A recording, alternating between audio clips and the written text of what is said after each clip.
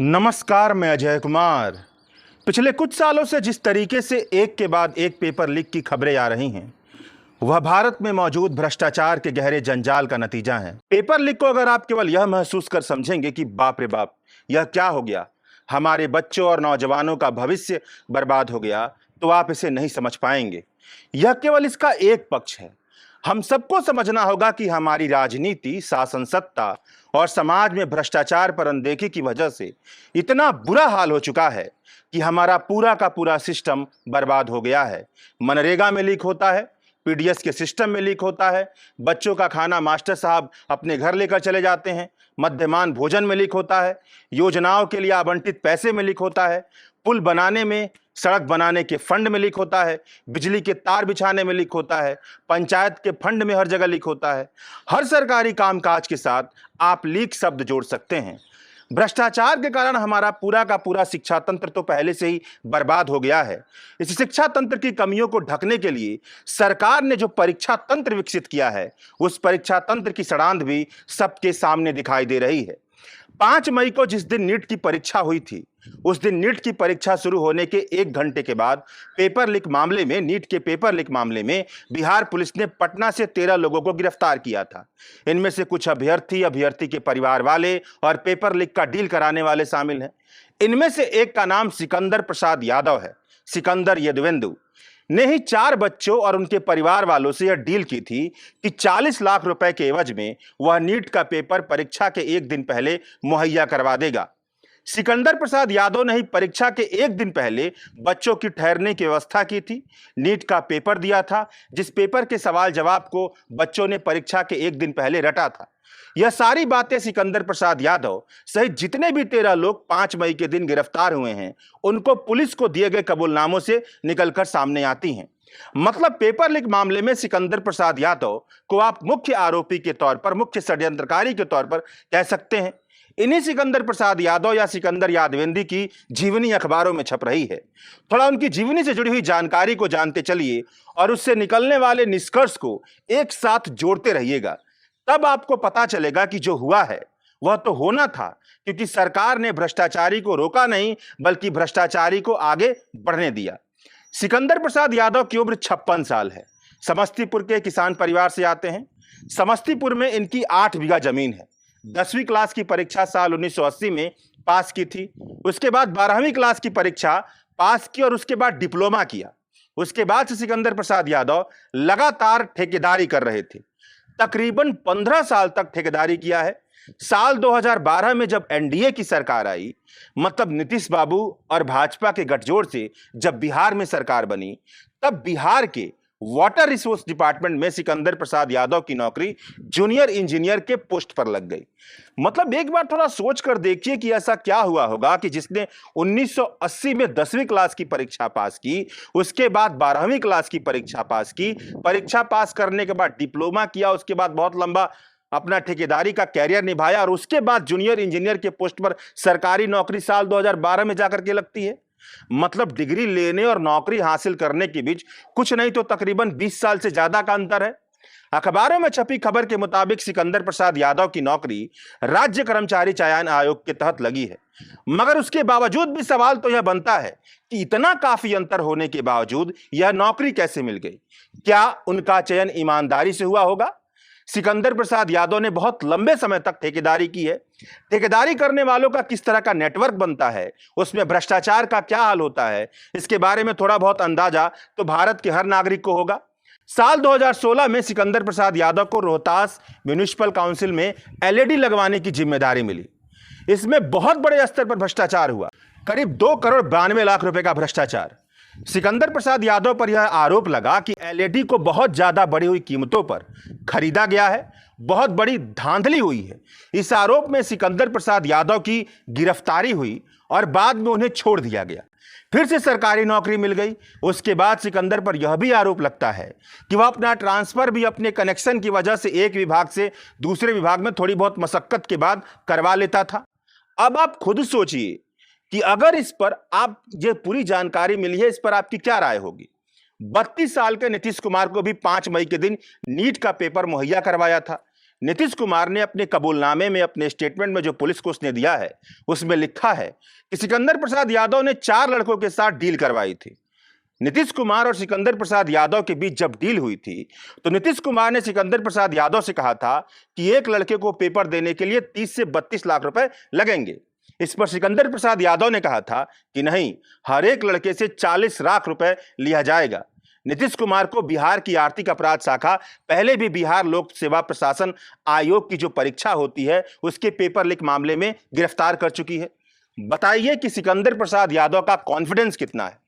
वह कह रहा है कि 32 लाख रुपए नहीं, हर एक पेपर के लिए 40 लाख रुपए लिए जाएंगे। ऐसा वह तब कह रहा है जब पहले से ही घोटाले मामले में अपराधी है, पुलिस ने उसे गिरफ्तार किया है और उसकी सरकारी नौकरी मिल गई थी।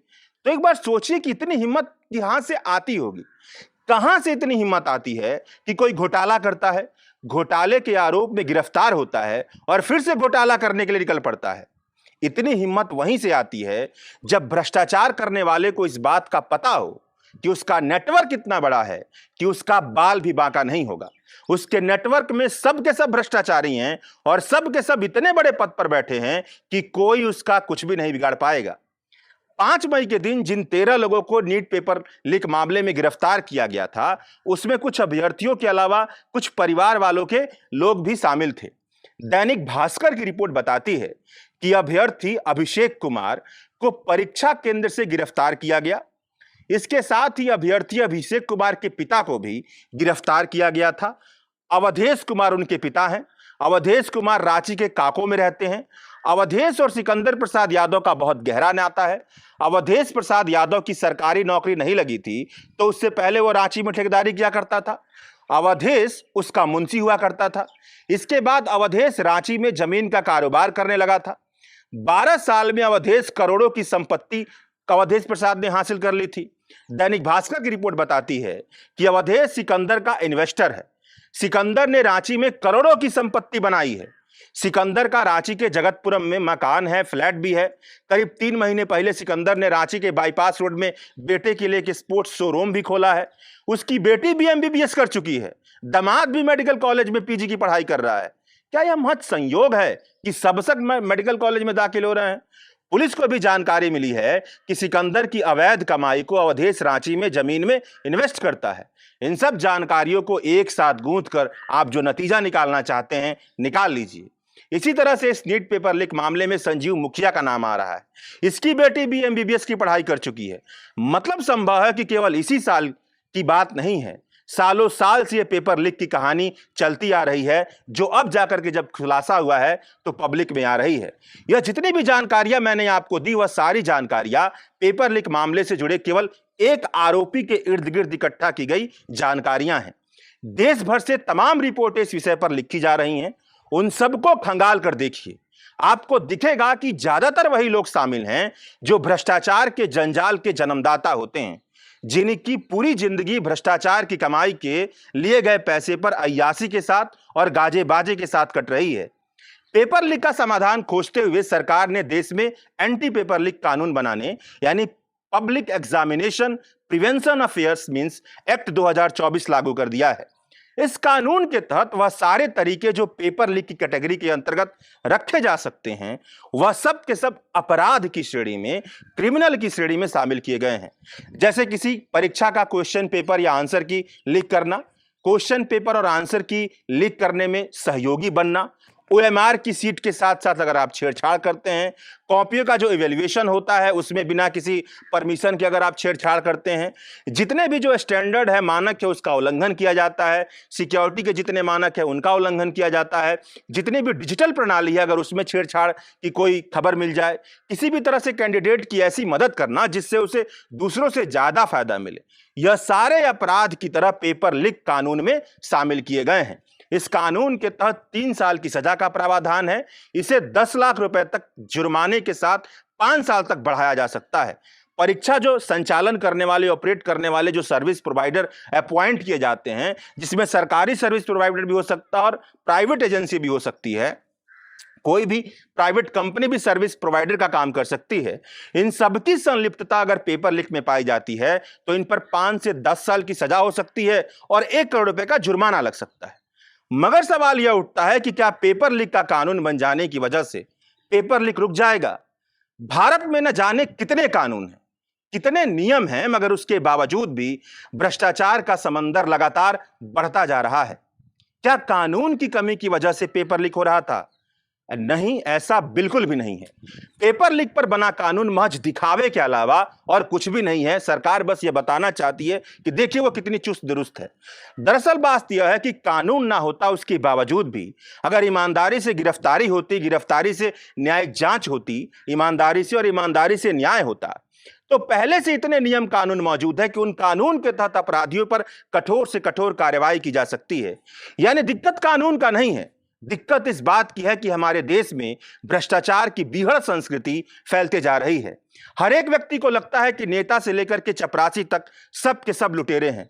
हमारे आसपास के लोग हमें सिखाते हैं कि अगर भ्रष्टाचार नहीं करेंगे तो हमारा काम कैसे चलेगा।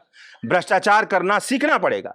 आप भारत के 80% किसी भी संस्था के काम करने वाले सरकारी अधिकारी की संपत्ति उठाकर देख लीजिए, उनकी संपत्ति में इतना इजाफा दिखेगा कि लगेगा कि भगवान ने उन्हें झोली भर करके पैसा भरने के लिए उनकी नौकरी सौंपी है। कहने का मतलब यह है कि अगर हर स्तर पर भ्रष्टाचार में कमी नहीं आएगी तो केवल पेपर लीक का कानून बना देने भर से पेपर लीक नहीं खत्म होने वाला है, क्योंकि हमारी आदतों में भ्रष्टाचार समा गया है। यह ठीक वैसे ही है जैसे पितृसत्ता जब तक खत्म नहीं होगी तब तक दहेज के कानून बना देने भर से दहेज का लेना देना खत्म नहीं होगा और औरतों के खिलाफ हिंसा खत्म नहीं होगा, क्योंकि भ्रष्टाचार जो है हमारी आदतों में सम्मिलित हो चुका है, हमारी संस्कृति में सम्मिलित हो चुका है, जिस पर हम बिल्कुल ध्यान नहीं देते हैं। शुक्रिया।